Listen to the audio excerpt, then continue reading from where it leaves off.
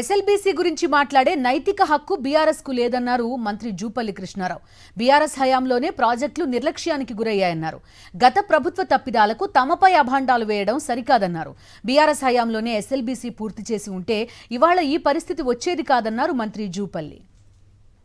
మరి ఎందుకు మీరు 10 సంవత్సరాలు ఇన్ని వేల కోట్లు ఇన్ని లక్షల కోట్లు అప్పు చేసి కూడా మరి బయట ఇతర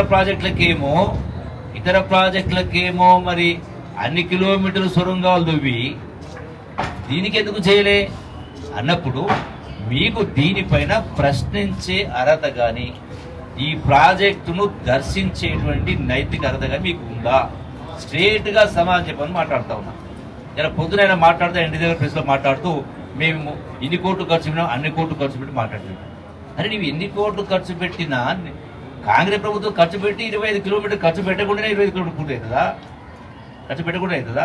మంజూరు ఇచ్చి శాంక్షన్ ఇచ్చి టీవీ మిషన్ తీసుకొచ్చి అమెరికన్ కంపెనీ తోటి కోఆర్డినేట్ చేసి అరే మరి నువ్వు 10 కిలోమీటర్లు నువ్వు ఆ మిగిలిన 9 కిలోమీటర్లు చేసి ఉంటే